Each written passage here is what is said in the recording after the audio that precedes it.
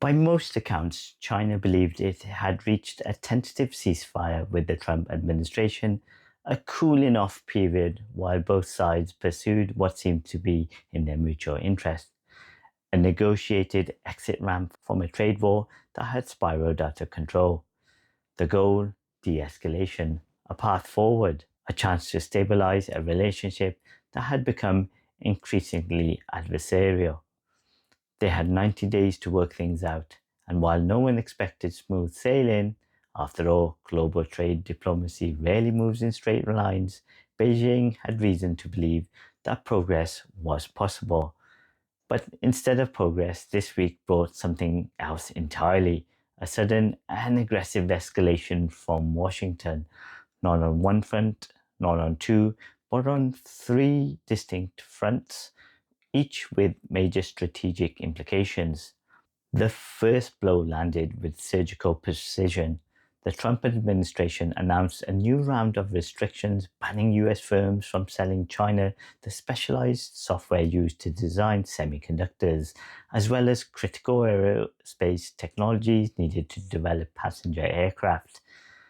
This wasn't another trade spat over tariffs on soybeans or washing machines. This was a direct strike at two of China's most ambitious long-term strategic goals, becoming a global leader in advanced chip manufacturing, and number two is creating a state-backed competitor to Boeing, reducing reliance on Western aircraft. This is a huge deal. For years, China has funneled billions into its semiconductor sector, recognizing that digital sovereignty in the 21st century is as important as energy independence was in the 20th. The second surgical strike was US Secretary of State Marco Rubio said the US would start aggressively revoking visas for Chinese students. This affects real families, real dreams. As of 2024, over 270,000 Chinese students were studying in American universities. Many came from middle-class families in China, families who made enormous financial sacrifices to give their children access to world-class education and a better future. Now they find themselves caught in the crossfire of geopolitical rivalry, branded not as students, but as potential threats. What message does this send, not only to China, but to the world? That the US is closing its doors?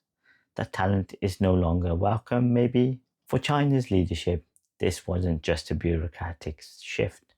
It was a cultural insult, an attack on one of the few areas where US-China relations had remained relatively stable. The third strike was Trump posted one of his signature meandering rants on social media. He claimed, bizarrely, that he had saved China from economic disaster, a disaster that, by the way, he caused with his tariffs chaos.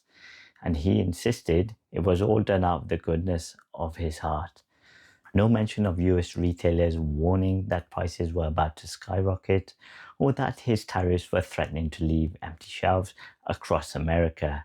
In classic Trump fashion, he accused China of violating the tariff agreement without ever explaining how, just a vague threat that retaliation might be coming. Later, US Trade Representative Jameson Greer claimed that violation was tied to China's new export licensing system for rare earth minerals. Now, it's true that China introduced this system in April for all exports, not just those to the US. And it's also true that the Chinese bureaucrats are reportedly overwhelmed with the rollout. But Greer insists this delay violates the deal. Problem is, when he was previously asked if rare earth exports were even covered by the agreement, he said, yep, they agreed to remove those countermeasures. Industry insiders, however, aren't so sure. John Hikawi, president of Stormcloud Capital, told CNN, I wouldn't be shocked if Greer is just saying what he hopes will happen, not what was actually agreed. And here's the broader issue.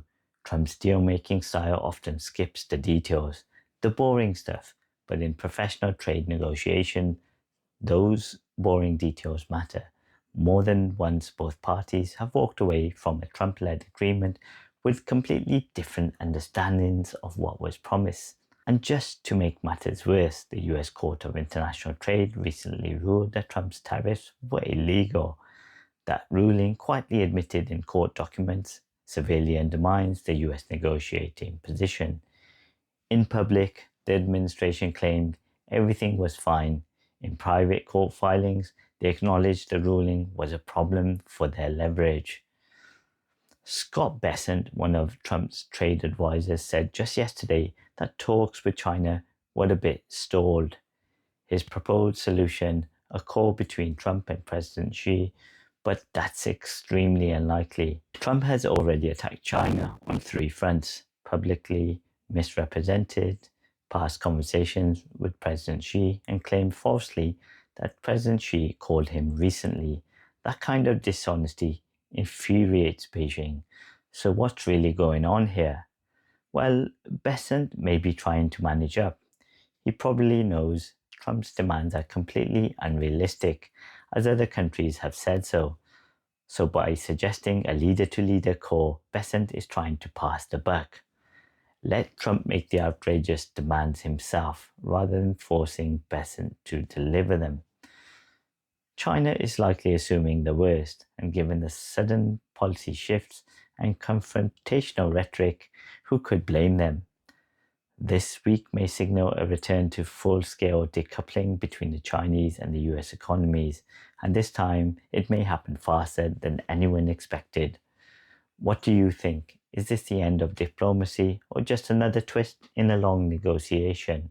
Let me know in the comments. And if you found this breakdown useful, don't forget to like, subscribe, and hit that notification bell so you don't miss out on the next deep dive. I'll see you in the next one.